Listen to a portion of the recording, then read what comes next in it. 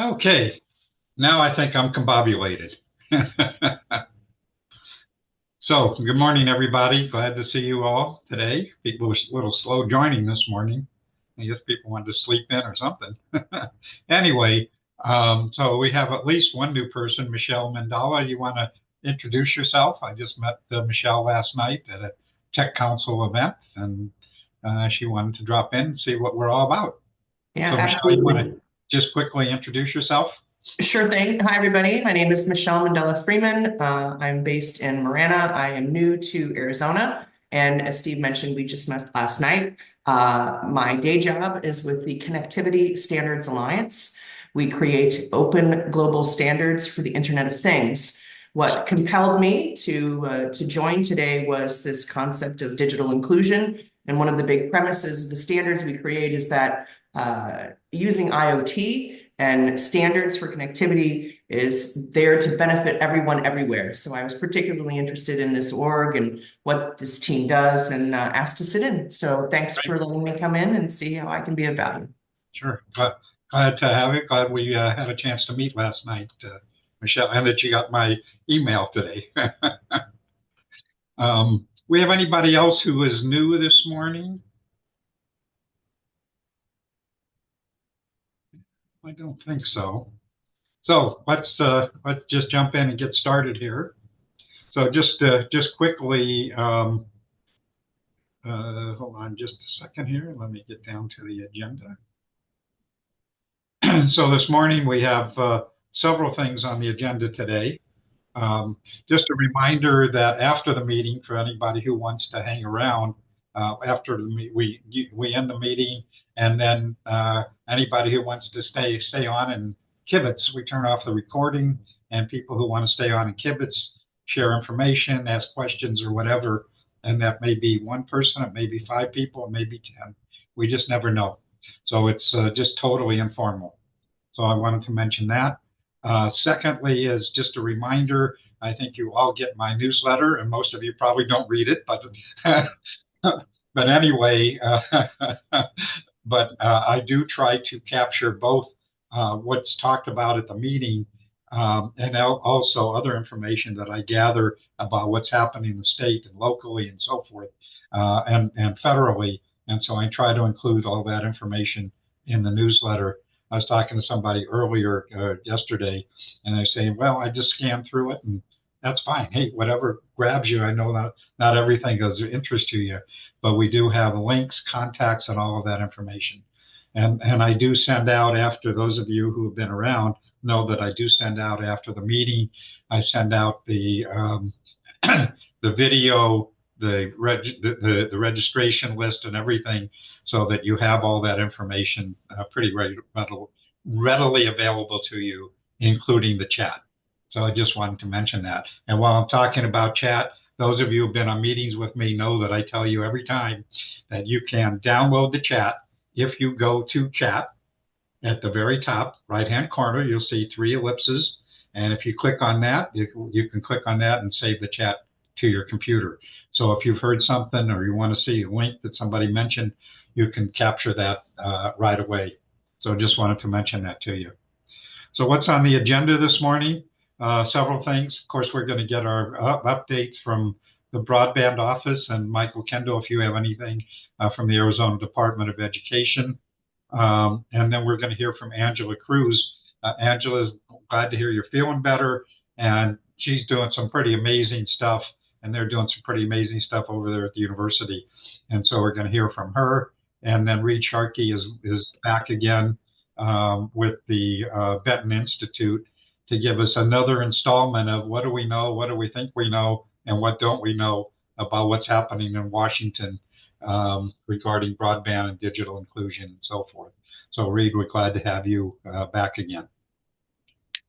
And so, with that, just one other reminder, and again, the link is in my newsletter that Paul Ross. Paul, I think you're online, aren't you? You want to tell people again about your video?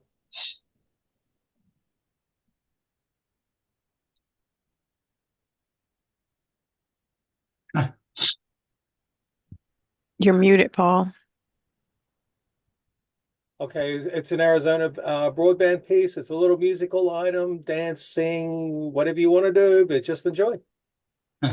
It's really fun. It's really great. And of course, I'm sure Paul would be glad to have you share that with anybody in the world. So I just wanted to remind you about that. Thank you, Paul, for doing it. It's pretty amazing. And so with that, let's just jump into, we got a lot to cover today. So let's just jump in. Aaron and Kelly, want to give us an update on what's happening with the broadband office? We would be honored to. Kelly, do you want to go first? Or do you want me to go first? You can go first. Okay, I'm going. So biggest news of the day, drum roll, Aaron, please. you know Yes, you have to introduce I yourself. will, Steve. Give me a minute, please. Actually, before I do that, I have to tell you a quick story. Have you ever been to the Milwaukee airport in Wisconsin? No. I think of you every time I go through there because they have, after TSA, they have a recombobulation area, and it literally says that on a sign. So anyway, all right. So my name is Erin Larandos. I am the Digital Equity Program Manager. I get to work with Kelly in the State Broadband Office and a ton of other amazing people. The State Broadband Office is housed within the Arizona Commerce Authority, for folks who may be unaware of that. And we administer both the BEAD and digital equity funding out of our office. So my piece of that is the digital equity side of things. And my big news of the day is that by the end of the day, our digital equity page on the Commerce Authority's website will be updated with the requirements for our subgrant process. So for folks who are new to this, this is the implementation phase for our digital equity plan. So the digital equity plan was approved back in April of last year by NTIA, and that made us eligible to apply for funding, basically to do what we said we wanted to do in the plan. So back in December, we were awarded our capacity grant, which is just over $16 million. And this kicks off a 5-year implementation period for our plan, or for the work that we laid out in the plan.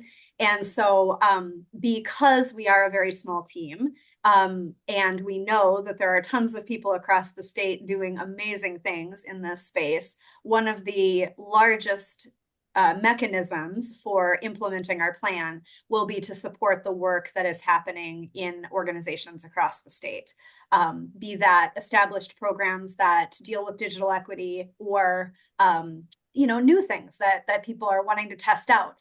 Basically, any project or program that aligns with the goals and objectives in the plan that are eligible for subgrant will be considered. And we hope to hear from lots of people in this space and on this call.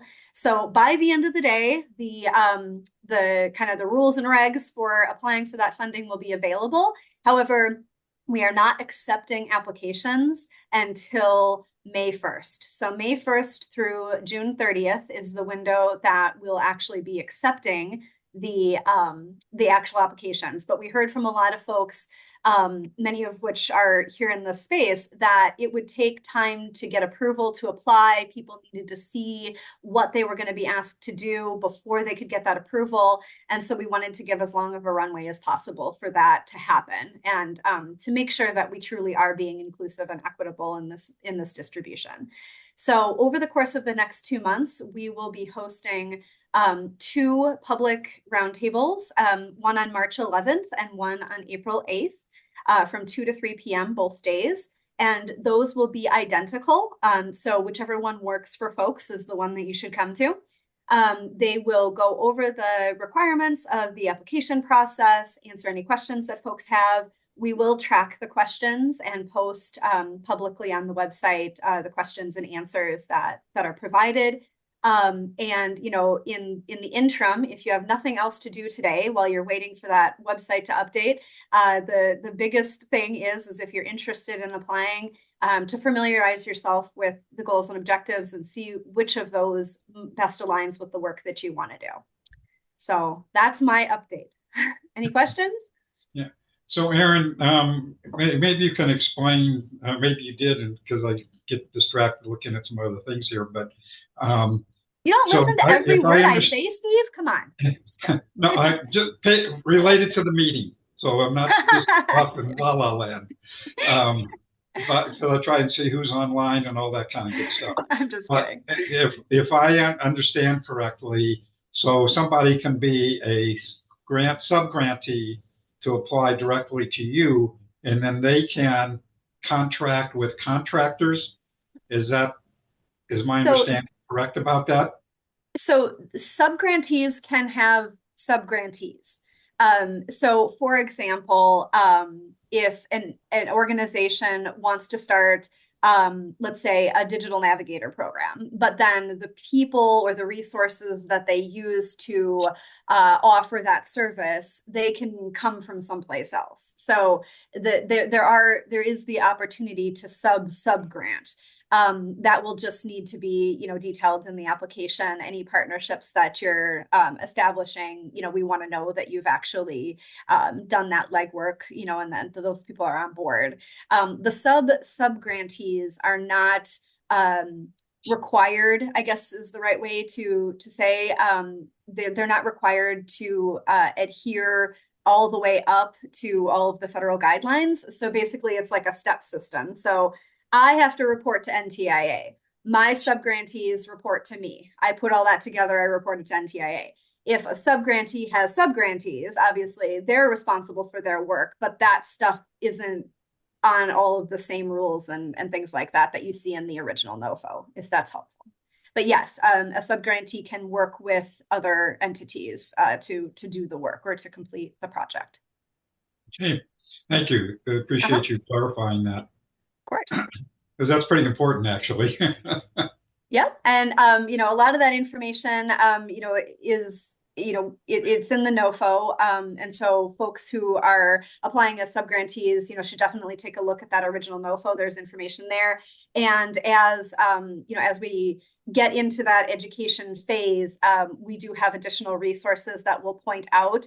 The NTIA website has a technical assistance hub that has a ton of documentation, really easy to navigate information about like the difference between a subcontractor and a subgrantee and things like that. And so a lot of that information is publicly available and just part of that process for application for sure. Great. Any Thank you, questions for Kelly. Aaron? So before we move on to Kelly, do you know anything more? I saw that the city of Phoenix has been recommended for an NTIA $11.8 million digital equity competitive grant. Do you have any more information about that by chance? Well, the State Broadband Office has no part in the competitive grant process. We are not eligible to apply because we are administering the capacity grant. So, folks across the state that applied for the competitive grant would be the best source of information. I know, just nationwide, and we do have a few of those folks on this call. I see Paul just popped his camera open, so he's welcome to jump in. I just know, across the country that there is still, there's still a little bit of a waiting game happening with those, just because of, appointees at the federal level not being in their seats yet. It's likely that not a lot will change until those key people get in place. However, I have also heard from some folks across the country that they've gotten their CD450s and things like that they hadn't before. So I think it's as good a guess on anyone's part. But we do have a number of organizations and entities in the state that were recommended for those awards. And of course, we at the State Broadband Office want to work in concert with them. Everybody's got the same goal. So, I've been in contact with the folks that have been recommended here in the state. But it's really their story to tell as far as the next steps are concerned. Okay. Thank you, Aaron. Of course. So Kelly, let's move on to you. All right. Good morning. I'm going to see if I can combobulate into a sentence today at some point, if not now. Too much pressure. My thunder here, huh? Yes. Well, I noticed, you use it every time. I apologize for my dogs behind me. Okay. So I'm Kelly. Kelly Prusi from the State Broadband Office, Community Engagement Manager, and I get to work with Aaron and the rest of the office. And updates since last week, not much is new, but I'll remind everyone. So we are in the first round of applications for BEAD for Arizona, and applications will close next Friday for round one. I'll put a link to our website in the chat. I can't talk and do that at the same time like Erin can. She is I talented. got you, Kelly. Okay, thank you. So again, round one of applications will close next Friday. Round one is prioritizing fiber. And then round two, there will be a second round of applications, and that will be to kind of collect areas and go for the areas that were not covered in round one, and also is for alternative technology. And that will open June 3rd and be open for 30 days. So again, next week it will close. We do anticipate sending out, a newsletter and some updates after it closes and after we've had some time to review applications to send out information to stakeholders so they know, kind of some high level results of the application process for round one. So definitely take a look at that. I've been collecting emails. Again, if you want to make sure that you receive that, you can put your email into the chat. And then again, because we're in round one and we are in that application window and procurement is active, all emails to the office can go to broadband@azcommerce.com. I'll put that into the chat as well. I think Erin already did. So she's ahead of me, reading my mind. And that's the best way, again, because of procurement. We want to make sure that all the information is going to the same place and being managed following procurement guidelines so that we are not giving special treatment to any particular applicant, that everybody's getting the same treatment. So that's what's happening on the BEAD front. Okay, any questions for Kelly? Great, thank you. So moving on quickly, I don't believe Nicole is here. I know she's been really busy. Couple of things, excuse me. So a couple of quick updates. Mala, do you want to give us any updates real quickly? The state or federal, are you online? Yes, I am. There you are. Do you want to give us any quick updates both for the state library as well as what's happening nationally? And of course, we're going Yes. to hear from Reed about some of the national stuff happening, but go ahead. Sure. I'll be very quick. E-rate yesterday was the last day when applicants could file their own RFPs. After today, they have to, because you have to do, if you do your own RFP, you have to wait 28 days before you can award a contract. And that ends, the application deadline is March 26th. So you will not have 28 days if you do your RFP today. So from after today, applicants can use the state master contracts. Those are available. The state master contract for Cat 1, that category 1 for internet, is available through the state procurement office. And for category 2, which is internal connections, is available through the Mojave Educational contracts. Both Mojave Educational is a cooperative, and schools and libraries are already members of the cooperative, and they can use those contracts right until the last day. And the last day for application filing is March 26th. The period that this will cover is July 1, 25 to June 30th of 26. Okay, and so I'm really in the throes of doing that, so not paying attention to much else, but a couple of things that I wanted to talk about. One is, of course, I forgot to say who I was. And you didn't remind me. I'm Mala Muralidharan, the state E-rate administrator for public libraries. I work at the state library. I am I also represent the state library at Shelby, which is the Schools Health Libraries Broadband Coalition. Shelby has a transition in leadership, as Steve mentioned last time. After 16 years of leadership, John Windhausen is stepping down as the executive director, and the new executive director that they have chosen is Joseph Wender, and he brings a lot of expertise in both broadband policy as well as funding. He's been working as the director of the Capital Projects Fund at the U.S. Department of Treasury, and he will join on March 10th. Couple of things that at the national level that we are watching out for is the hotspots through the E-rate program. Yesterday, we had a hotspot webinar that was conducted by Shelby. Several of the hotspots applicants spoke about how they used hotspots and the importance of it. And I will put a link to the webinar slides as soon as I receive it. I'll send it to you, Steve. And Okay. I think there is a summary of it on Broadband Breakfast as well. I won't go into the details, enough to know that there was a lot of need, and more than 1,000 libraries have already applied for it, and a lot more schools have applied for it, even though it's just the beginning of the application period. And there will be thousands more applications before the end of March. So, but I just want to remind folks, though, that if this legislation, this legislation is being opposed by several Senate as well as House Republicans, led by Thune, Senator Thune. This is going to come to the floor as announced next week. If this comes to the floor as a Congressional Review Act, the resolution, if passed, will mean that we cannot take up hotspots as a resolution, as a legislation anytime soon, not in the state or the format in which it is.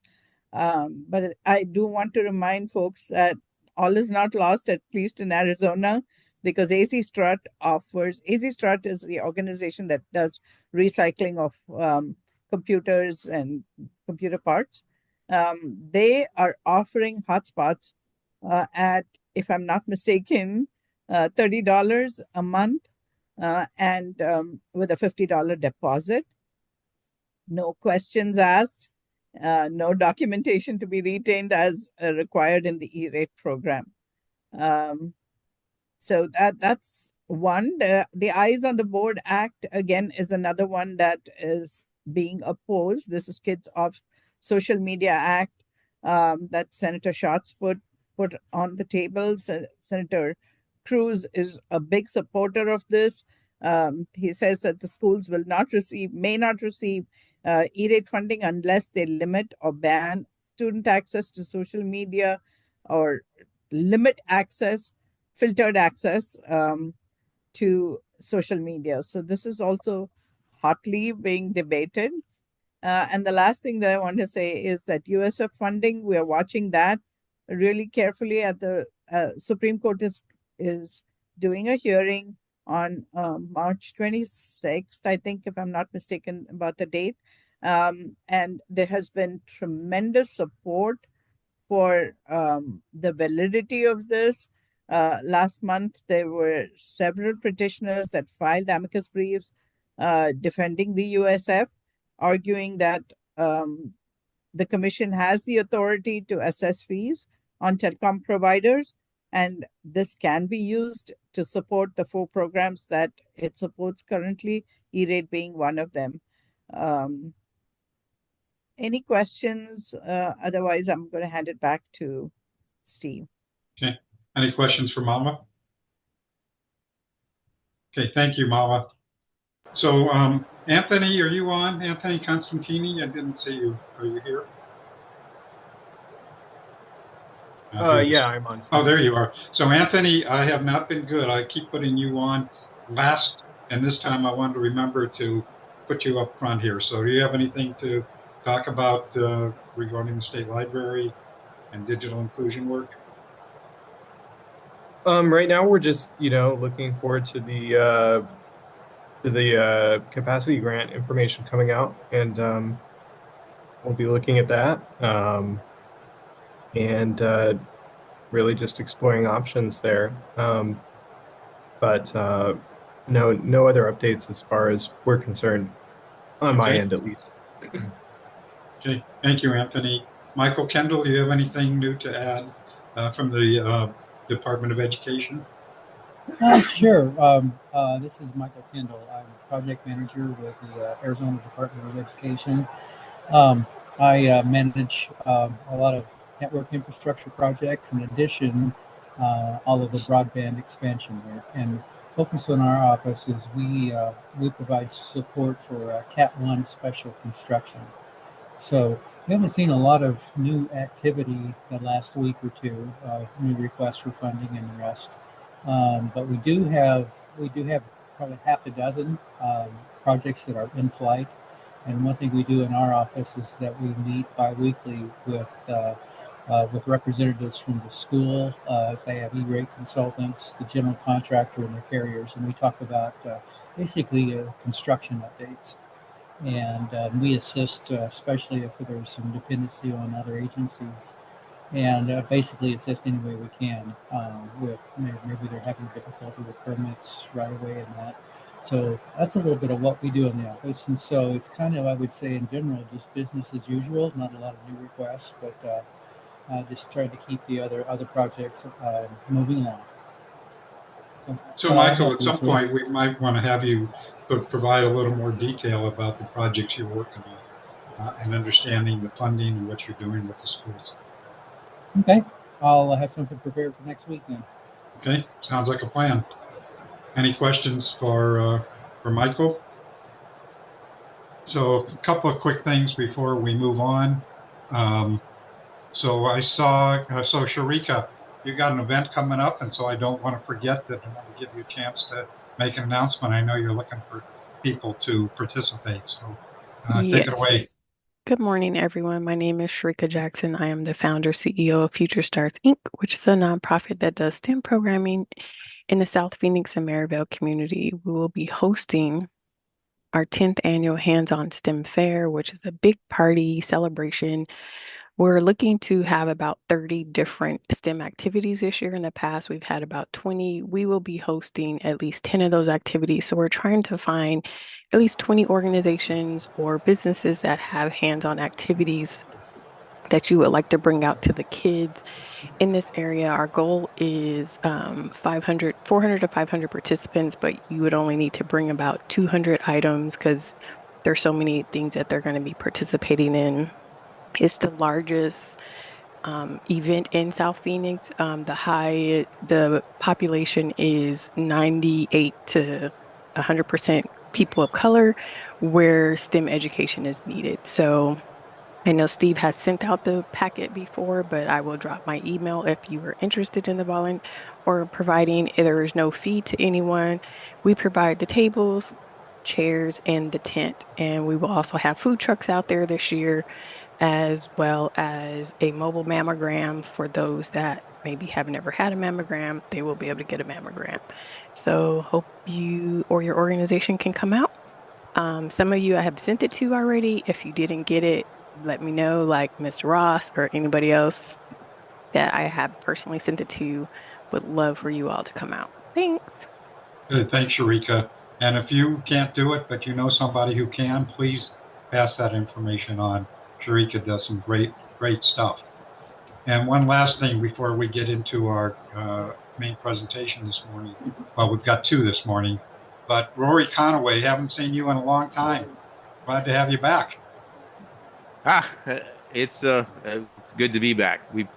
Um we do have an announcement. Triad is going to be merging into another company called Wi-Fiber here shortly. Actually should be going through end of the week or middle of next week here. So we're going to have the Triad by Wi-Fiber here, so that we can handle larger expansion options that we couldn't do as a smaller company.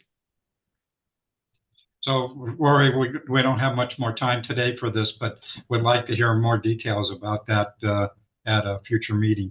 Okay, no worries. Sounds good. So with that, I want to jump into, we have two presentations this morning.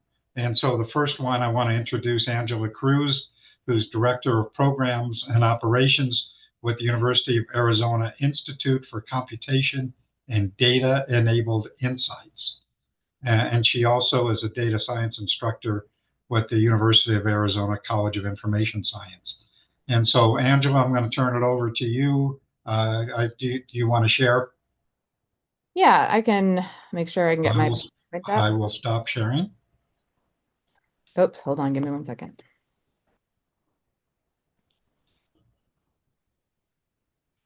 And while she's doing that, if I can speak for Angela, that I see Paul Wagner is on today, and Yes. so he is a part of that gang over there, and so I'm sure he may have some things to also add to Angela's presentation. And can you all see my slides okay? Yep. Great. Well, thank you. And I am glad to be here today. I was supposed to be here last week.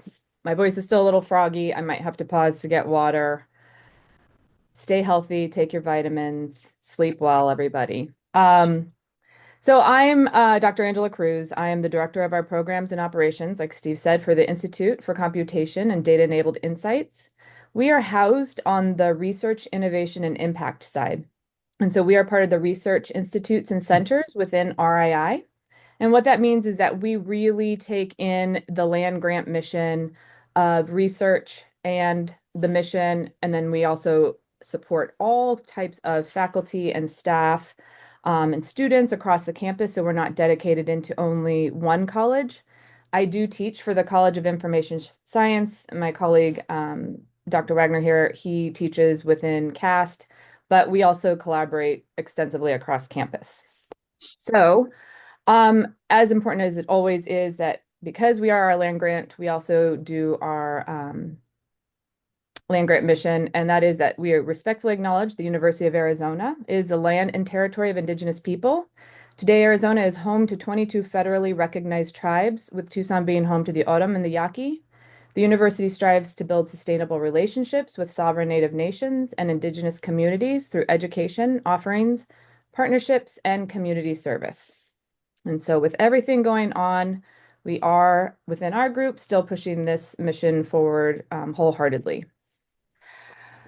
So as I had mentioned, we really do a lot with embracing our land grant. And one of the main focuses that we look at is that idea of university research, community connection, advancing research with community participation.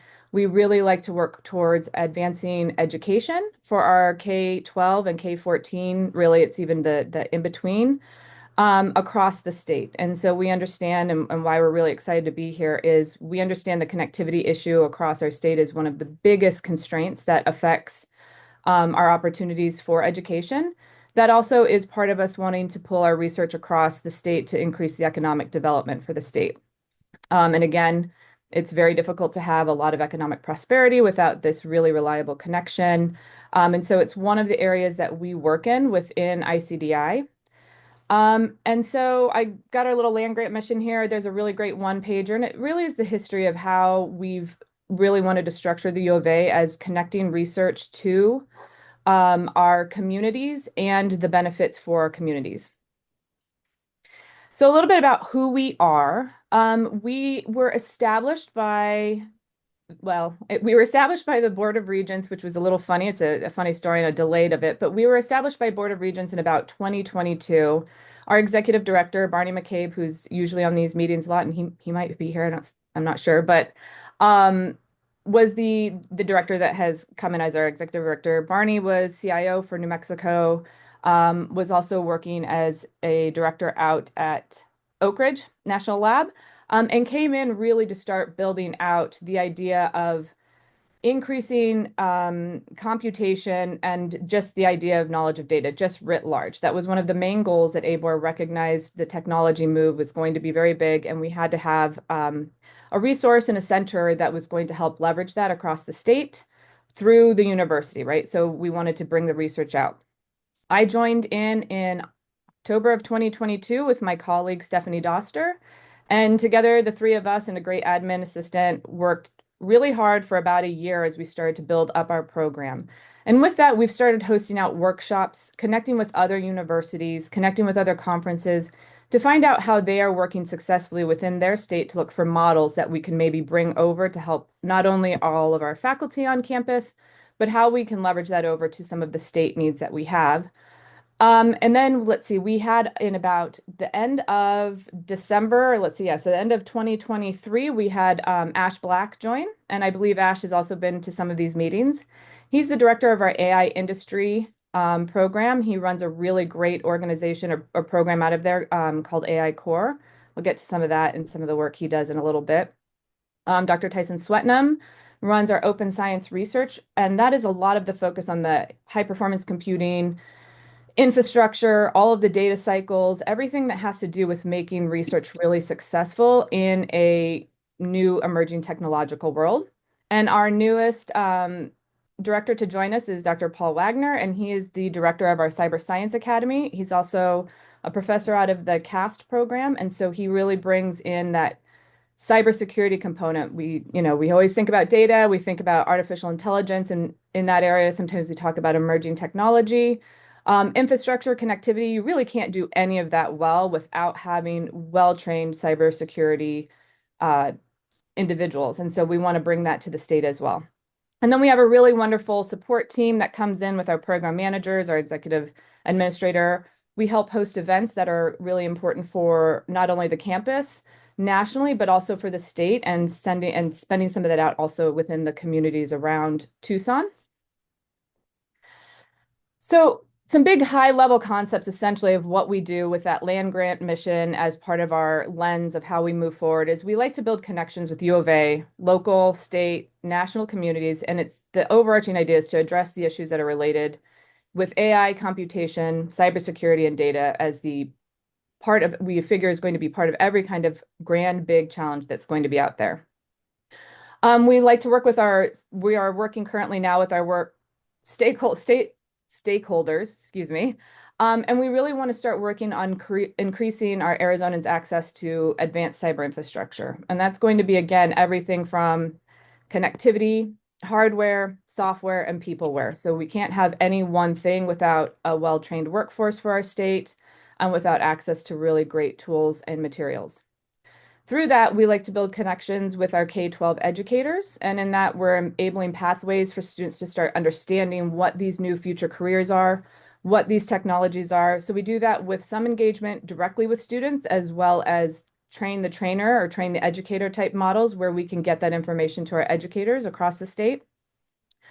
And in that, we also are doing our workforce development. So we understand that sometimes our educators can be some of the great people that move out to workforce development.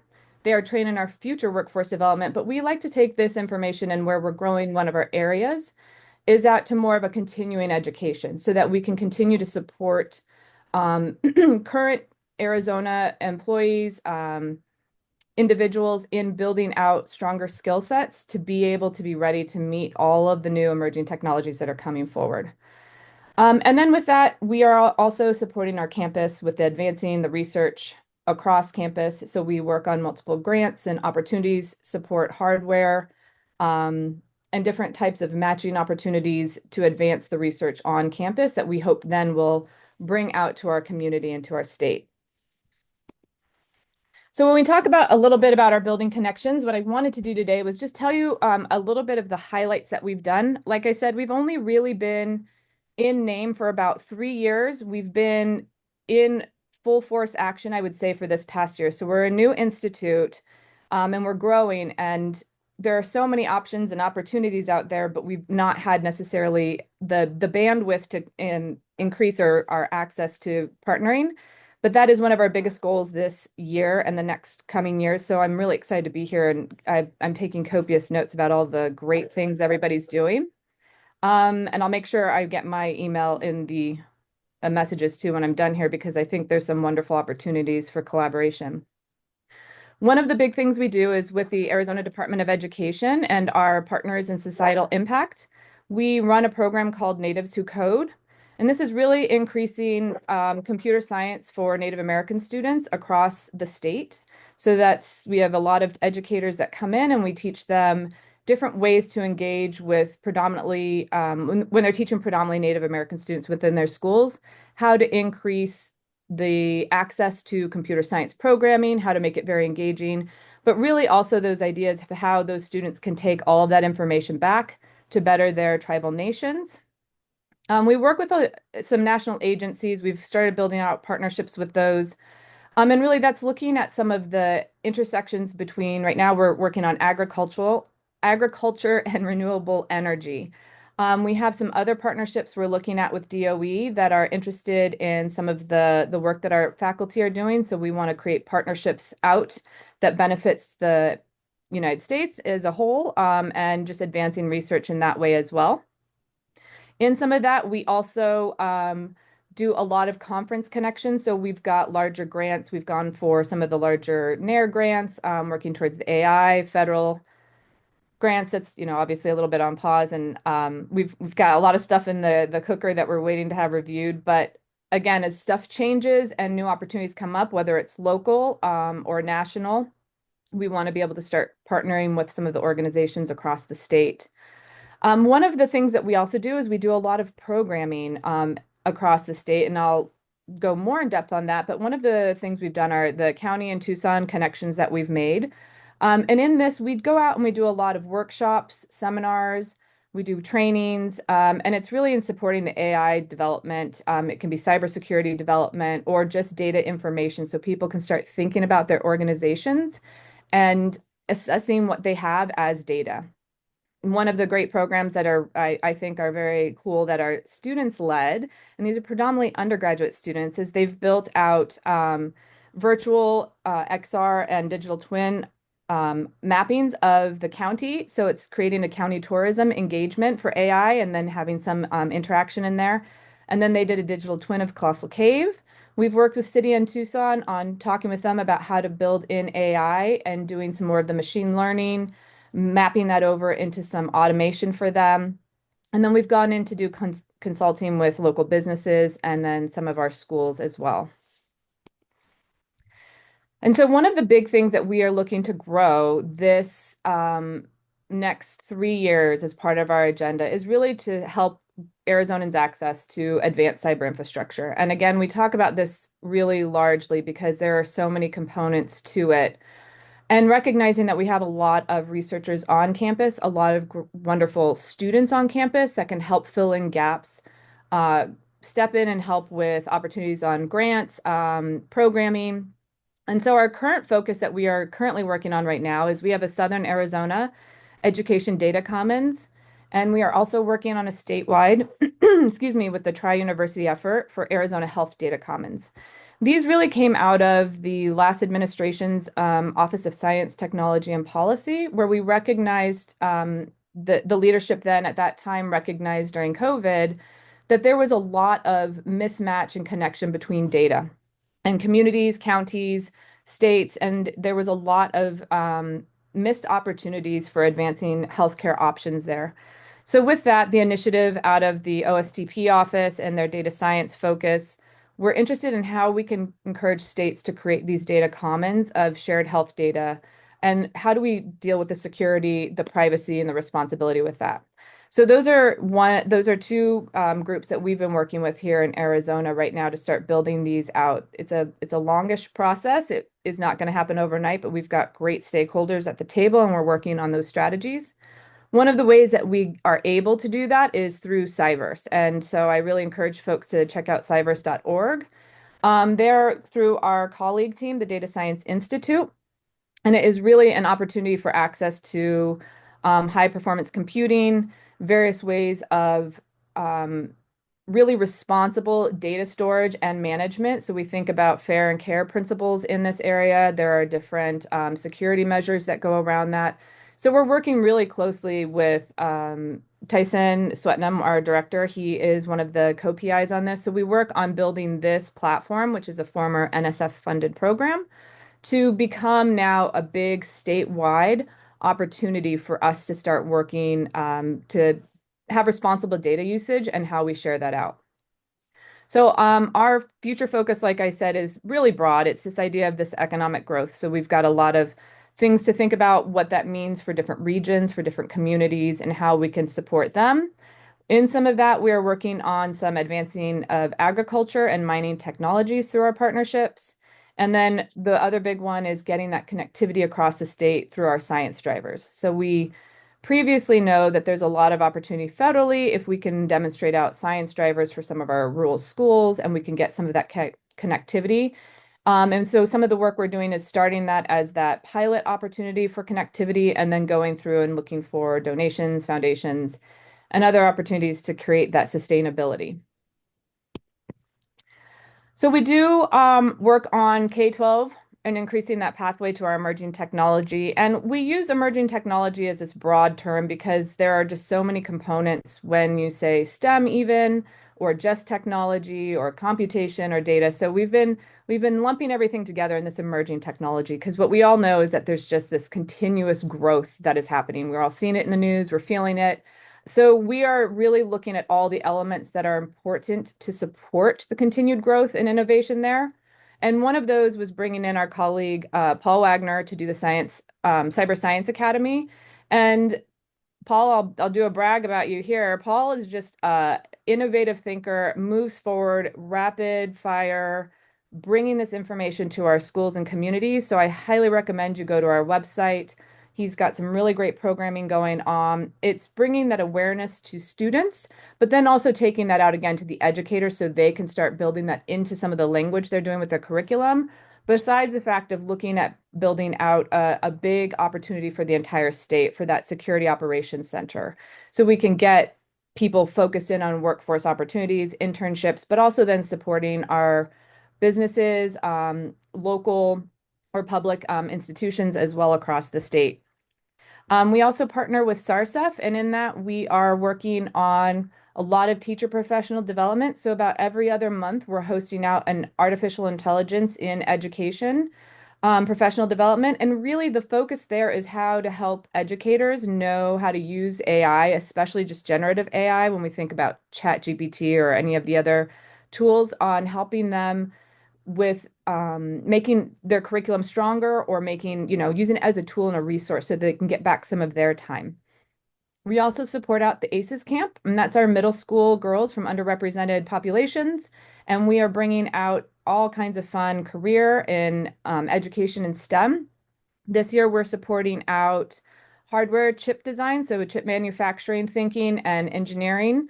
We're bringing out with that group as well web design so that the students can work collaboratively and they start going in these multiple components and then they work as one kind of inter-science or interdependent kind of group. And then they create these really great websites where they can start showcasing out the way they have their robots moving or the lights that they're turning on. The summer STEM is also going to be just a little bit more of a replication for that. It goes up a little bit to, I believe, the high school students. And there's another program that's coming out of that too that's for our Native American students. So we have some really great curriculum. We've been working with colleagues across the state, our own directors, and then some of the educators, obviously within the U of A to build these out. Some of the other stuff that we do here as well, I'll put that onto the other one, but this is also the other thing where we're going in and trying to work with Arizona Department of Education. We think about how to think about data and getting our students ready. What does Arizona need to start thinking about for the standards for the community college entrance into the state or into one of our state universities and those sort of pathways. And so when we think about the supercharging Arizona's workforce, in this area, we have our AI and industry engagement. And this has got a multi-component. One of the big ones is we do an experiential learning opportunity for our students at U of A. So they get all the theory and the information that they're learning within their classes, but then we give them an opportunity to come in and play around with the newest and coolest tools. So we have some really amazing projects that these students have put together. Like I said, it's our undergrads that put together recently a digital twin for the Lundgren Learning Lab, and that is where the teachers can take this software, put it in, and teach retail sciences, where students can create models and labs of how they would implement retail theory, I guess we would say, but retail practices. So the AI core has I have the QR code there. So if you want to grab it, AI Core, they have a really great communications, the prompt, which is really fun because we think about prompt engineering.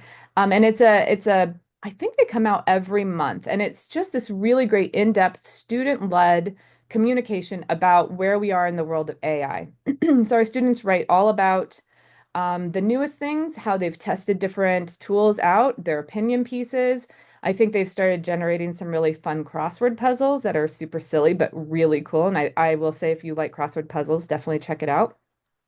But our AI core and our director, Ash Black, also partner with industry, public entities. So while we might find something that we can connect on infrastructure wise, if your industry or your group or your organization or your department is interested in how to bring in AI as a useful resource tool to help you with your job, your management, what you want to do with it, or to start thinking about what your data looks like, to utilize it for marketing.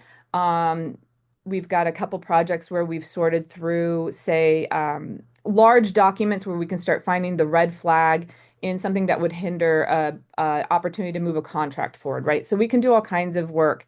So we get our students involved in this, and they help with the project building, again, overseen by our director. But with all that too, we go through and we do trainings. We're looking to work out into the community too, to bring that out beyond our schools and local businesses. But we want to get out into the community with just making sure that our regular Tucson citizens, our Southern Arizona citizens just understand what's going on with AI. That also goes back to some of that security aspect too. We want to make sure people are empowered with the new technology that's coming out. Angela, if I can interrupt for 1 second. So Ash has been here before, Mhm. and he's going to be here, I believe, the end of March. And he's Yes. bringing some of his students to Oh, talk about the project he's working on. So I just wanted to mention that. okay. Well, I would highly recommend everybody show up. I will say this program, obviously AI is huge and it's just moving rapidly forward. I was a teacher in my past life here, so when I get to watch our students do the amazing stuff, it is just really fun. But also, it's very exciting to see the different ways we can utilize AI. For an example, again, as projects that they can work on and they have worked on for me personally. I'm not an engineer, but I work a lot with our hardware manufacturing, our chip design group. And we have an AI hardware design league, and I needed to get through a lot of engineering and computation literature. I don't know how much fun people like to have in the evenings, but I don't think reading 15 pages of engineering hardware design is the idea of fun. So my students built me a chat bot so that I could go in and get all of the pertinent information that I need with citations on it so that I could get the foundation of what I need to help support the programs that we're moving forward. So there's a lot of great things and wonderful ideas these students come up with. So I'm excited he'll be able to present to you all. But the idea really is to get our students in all disciplines across campus. So we've had nutritional science students, we've had fashion degree majors. Besides our computation students, our information students that come in, they get these AI hands-on skills, and they're able to implement and start thinking about how they merge their future trajectories in with AI and use it as a tool and a resource. So it's a really wonderful program. Students are going out. I will say with our AI core, it's sometimes hard to keep our students employed with our program because they get snatched up in internships, high-paying internships, because they have really wonderful skills. The other thing is that we are also getting them ready to go on to graduate school so that they can take this technology and start applying it right away into research once they get into grad school. And then the other program we have is our Open Science Initiative. And this really came out of the federal response to making sure that science is open and accessible. Public data sets that are used, public funded research should be available to everybody to have access to the benefits of it, to learn from it. And so we've taken that as part of our initiative to maintain that mentality. We'll see where that goes. A lot of that has changed here, but it is still really important for us to make sure it does match with our land grant mission, that our research is taken out into our communities. And really, it's not just the benefit for the few, but the majority within our state, so people have access to it. In that, we also is the part where we work a lot with the different areas of infrastructure, where we're thinking of the the hardware and our high performance computing, the peopleware. How are we going to have the workforce that's ready to hit all of the regions of Arizona? How do we make those regions really excitable for people to go to and build up those communities? In that, we also help researchers with sustaining their artifacts. So we think about large data sets. How do we manage everything from A to Z on the data research process? So we're working with the libraries, with our group, on making sure that we start setting up really reliable um, programming and support for our faculty on campus. We are also part of, and really spearheaded by our director, Barney McCabe, on the Arizona Research Computing.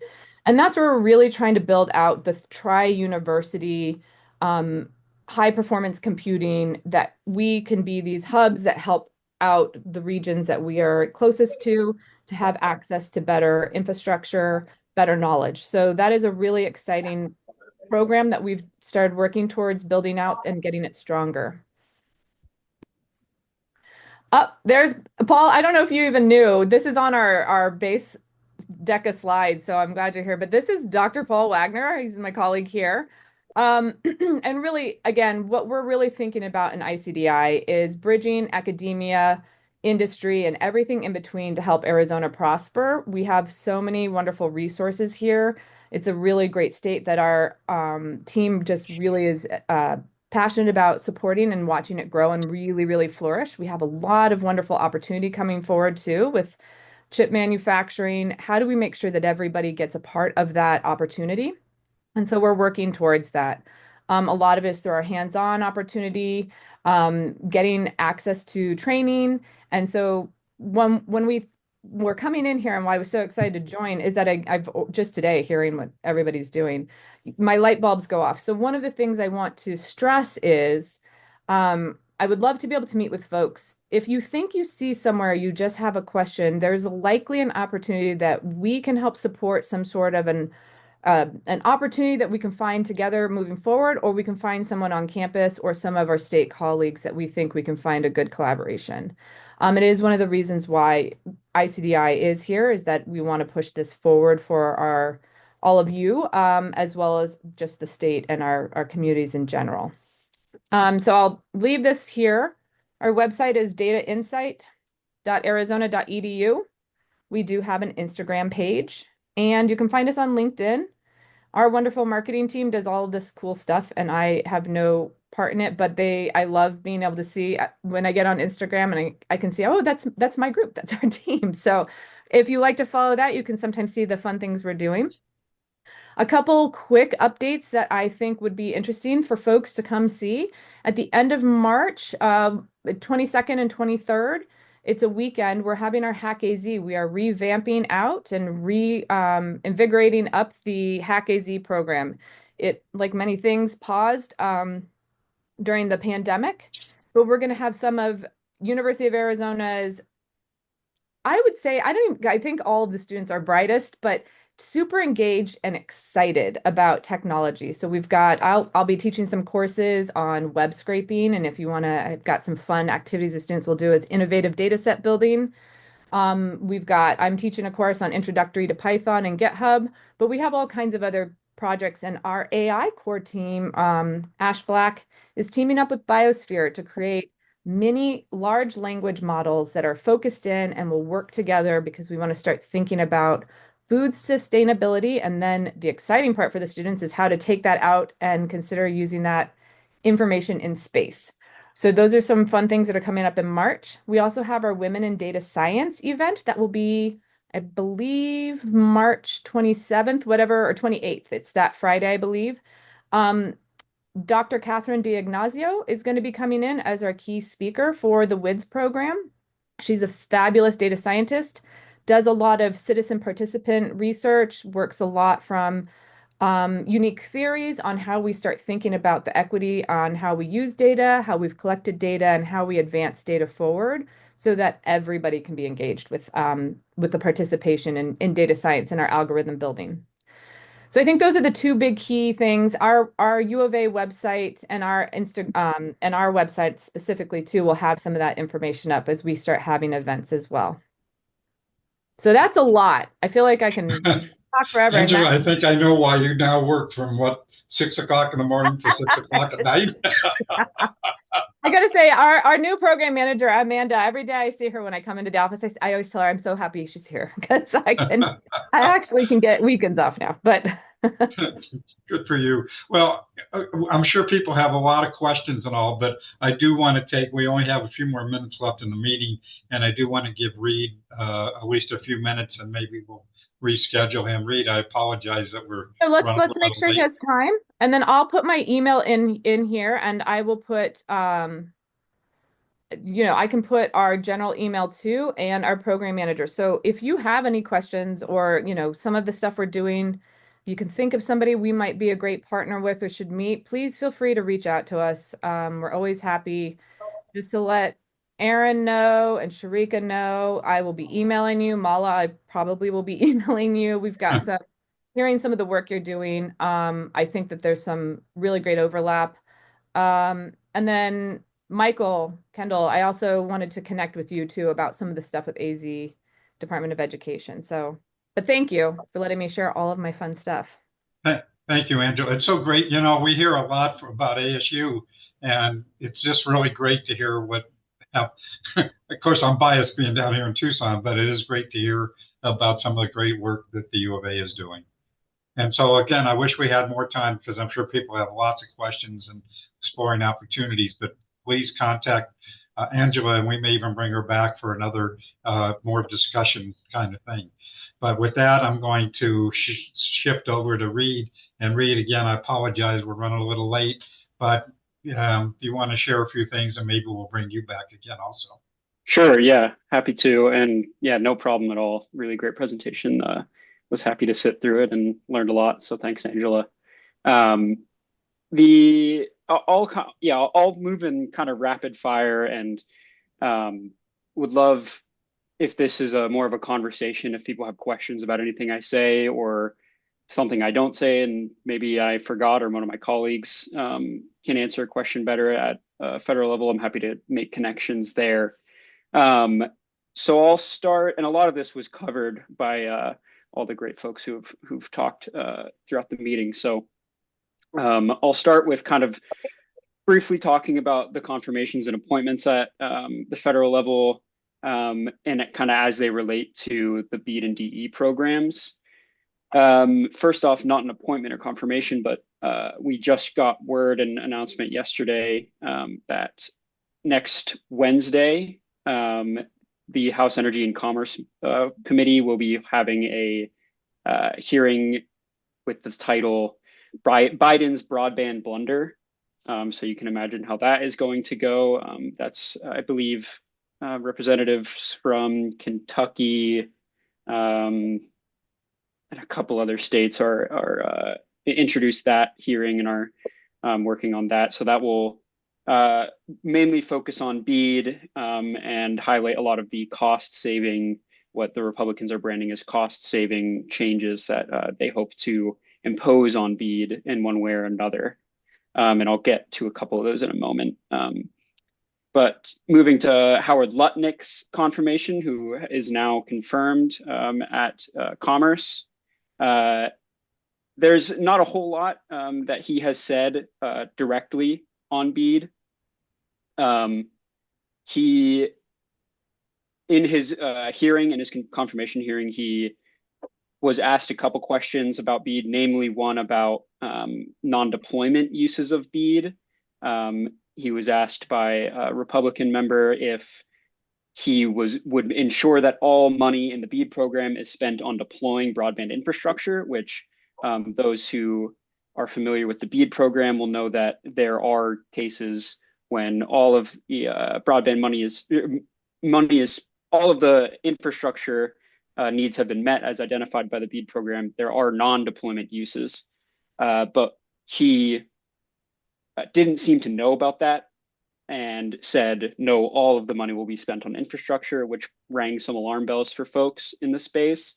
We think it's more likely that he's got a lot of programs that he's learning a lot about very quickly, and he probably just didn't know about that somewhat niche case part of the law. And then when followed up, in his written response, he said he would follow the law, which would be to allow for non-deployment uses of BEAD funding in cases where all of the BEAD addresses have been accounted for to have infrastructure deployed to them.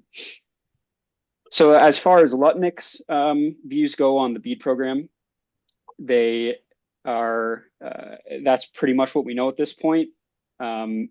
He has also said, as many of Trump's appointees have said, is that they view Trump as their boss. They're going to do what he tells them to do, even in some cases where there is some conflict with maybe what the law says. So even him saying that he'll follow the law in his written responses doesn't mean that there aren't some threats to BEAD that are possible from his position. So don't want people to take this away as business as usual. There's nothing to be worried about, but also it's not, the world isn't falling. And as you heard from the Commerce Authority folks, states are moving ahead, and we appreciate that. At the NTIA, Ariel Roth is the appointee. She's a former Cruz staffer. She has said similar things to Senator Cruz on the BEAD and DE programs. So we somewhat expect her to follow his tune there. That is that the BEAD and DE programs should be paused while Commerce has an ability, and NTIA under Roth have the ability to review those programs and look for cost saving opportunities in them. But as I just said, we acknowledge that many states, including Arizona, as Aaron highlighted, are moving ahead with their capacity grants. Those grant windows are being scheduled and opening. Many competitive grant winners, we've heard, are receiving their funds, receiving their CD450s, as also mentioned by Aaron. So those in areas where there aren't roadblocks that have been imposed, and where states are, there haven't, in the DE program, there haven't been any formal pauses. So yeah, Aaron, there was, you were pinging as you were speaking, so I was happy to see that. I don't have to go as in depth and confirm that I'm not speaking incorrectly. Yeah, so DE is moving forward in many states, and despite what you might hear out of Washington, and we appreciate that all the good folks at the state levels are doing what the law is had told them to do, and they've done a lot of work to this point to get the work done, and it's finally great to see the money start to go out the door. Overall, I think the takeaway is NTIA and NIST, which is the organization or the entity that has final approval over the state plans and grant money. Ultimately, they're providing mixed signals on how the programs are going to move forward. So amid those mixed signals, where the law implores states to keep moving and grant winners to keep moving, they're doing so. That's what we're hearing. On the Hill side, I spoke to my colleague Drew Garner yesterday. He's been meeting with some Senate offices over the past few weeks, and they, in most states, are either supportive of the DE money, so competitive and capacity grant funds, or they don't know the difference between BEAD and DE money, which also we view as a positive sign, because most folks are supportive of the BEAD money. And so not knowing the difference between them is a good thing, we think, at the Senate level. Moving on to Brendan Carr. who is now the FCC chairman, as many of you know. He's been busy, but not necessarily in broadband land. He has been going after Section 230 in rhetoric, talking about getting rid of that to go after big tech, which many will know that FCC doesn't have regulatory authority over Section 230. So could be viewed as time wasted. And going after liberal bias in media by reviewing complaints. The main FCC piece of news over the past week was an executive order, and I don't have the number right in front of me, that the executive branch has the right to take control over independent agencies, so FCC being one of them. That would represent a massive change in the way that agencies like FCC work, in that the executive branch could move fire commissioners at will, basically with no cause, or they with cause, but shakier cause than previous law has, case law has admitted. So that would represent a massive change and would give the executive power to just completely wipe commissioners at the FCC and replace them with their party and folks that align with their vision. So that is another thing where it's kind of a wait and see. Not much can be done. That will play out in the courts if something like that were to happen. But that executive order raised some alarm bells for us. So I'll pause there, and I know that we're over time on the meeting, but those are my updates for the confirmations and appointment side of things, the new faces at the cabinet level. So if there are questions there, happy to talk or just have a conversation about them, anything I said. I have a couple other topics if we want to keep moving, or like you said, Steve, I'm happy to come back. Yeah, I think Reed will probably schedule you to come back. People will are already starting to drop off, and so I don't want them to miss that because we didn't get to. We had a couple of folks on the call that I had talked to about talking about the spectrum issue, which is becoming apparently a hotbed issue also, and so that could be a whole nother topic of discussion related to what's happening at the federal level. And of course, the Universal Service Fund and what's happening with that. And I mean, there's just lots of stuff. Great. So yeah, that's next, or no, not next week. The Universal Service Fund, March 26th. That case is being argued if folks don't have that on their calendar. Yeah. At the Supreme Court. So any quick questions for Reed? Going once, going twice. So any other quick announcements? Go ahead, Aaron.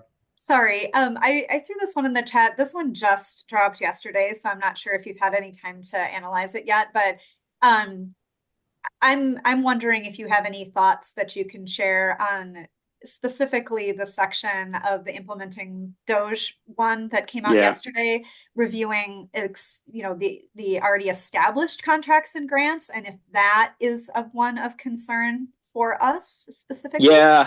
That's a good question. And I saw it come out, haven't thought super thoroughly, well, other than, whoa, but right. Haven't talked to my colleagues about it yet. And namely, our legal counsel, Andy Schwartzman, who a lot of our analysis on the executive orders have come from him. My initial takeaway, which is that it's like what Cruz's letter kind of established. It seems to be along that same tone of trying to slow things down and give an opportunity to maybe make changes to grant programs that have already started and gone in progress. But what we kind of see as happening is trying to move alternative for BEAD, move alternative technology further up the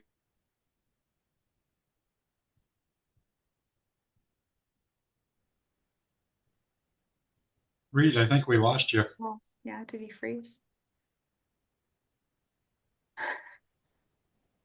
making all the states do that, There he is. making them basically redo. What would maybe be preferable is the a base waiver being allowed, like a template waiver. So a state could just submit this waiver and say, yeah, we want to allow alternative technology from the get-go, and have that approved. And so to not disregard the massive amount of work that states have done at this point to get the original BEAD rules to the point where money's going out the door. So from a DE perspective, I think it's probably, yeah, just another way for them to try and slow things down. But yeah, it's a good question. Thanks. I would have Gordon here in Tucson. I just had another quick question. What about accessibility? It's been on the target of the DEIA, and I'm wondering how, with the 21st Century Telecommunications Accessibility Act and other aspects, any word on anything about accessibility being tossed in under the bus? No, not that I've heard. That's